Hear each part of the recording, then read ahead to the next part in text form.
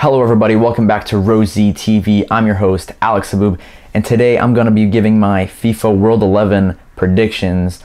Now how this is going to work is we're going to have a 4-3-3 formation, and we're going to be picking out from the nominees on the FIFA.com website. You can check out the nominees and follow along. The nominees are going to be in the description box below.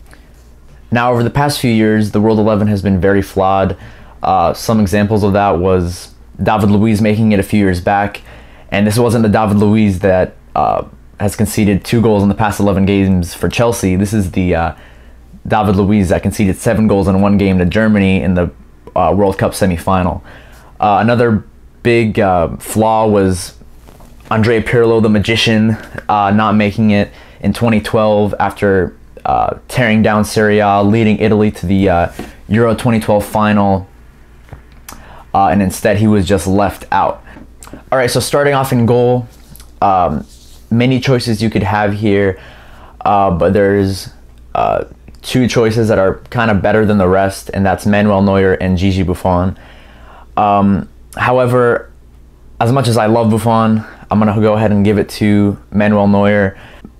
In Euro 2016, he was brilliant, only conceding 1 goal in open play, and that came in the semi-final game against France. In the Bundesliga last season, 17 goals conceded from Bayern Munich, and obviously one of the biggest reasons for that is because of how good Neuer was. But you could definitely easily make a case for Gigi Buffon, and I understand if you think Buffon should be over Neuer. All right, so next in defense. Now, for the FIFA World 11, you can just pick the best defenders from the lot. You don't have to pick a left back and a right back. You could basically have 4 center backs. You could have 4 fullbacks. So we're just going to be picking the best 4 defenders from the nominations. So first, I'm going to go ahead and say Jerome Boateng. Same reasons as Neuer. Great for Germany in Euro 2016. Great for Bayern Munich.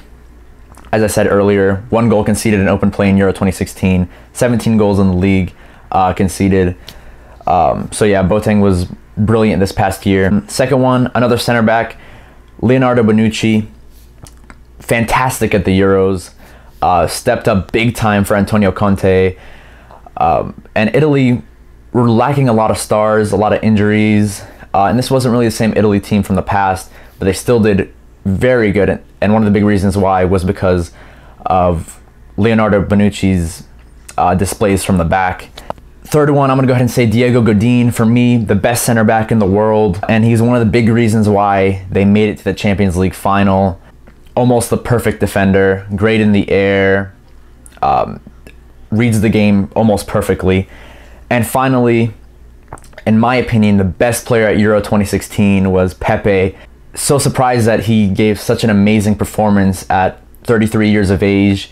Probably the best year of his career. In the Champions League as well, they only conceded 6 goals. Pepe was absolutely brilliant. And as I said earlier, in my opinion, the best player at the Euros. The biggest reason why Portugal won at the end. I know they had Ronaldo, but they played a more defensive, a more pragmatic style. Moving on to midfielders. This first one may be a little bit left field. He might not have the same statistics as the other midfielders in terms of goals and assists, but just does all the dirty work. N'Golo Kante, for me, was one of the best midfielders in the world. Last season, the best midfielder in the Premier League, in my opinion. Leicester City ended up winning the Premier League title, and N'Golo Kante is a big reason why. Yes, they had Vardy, yes, they had Mahrez, but if they didn't have that guy doing all the dirty work in the middle, they probably wouldn't have ended up top. I mean, look at Leicester now, struggling. They kept Vardy, they kept Mahrez, they lost Kante, and now they're just a few points above the relegation zone. And Chelsea, shrewd business over the summer, bought N'Golo Kante into the club, and look at them now. 11 wins in a row, top of the league. N'Golo Kante is a big reason why. Euro 2016, some games Didier Deschamps chose not to play N'Golo Kante, and they clearly struggled. Every time he was in the game, it gave all the other midfielders more opportunity to bomb forward. He's basically like 2 midfielders in one. Even Claudio Ranieri said, having Kante and Drinkwater is like having 3 midfielders. drink water in the middle, and Kante on either side. Next midfielder for me, Luka Modric. Fantastic player.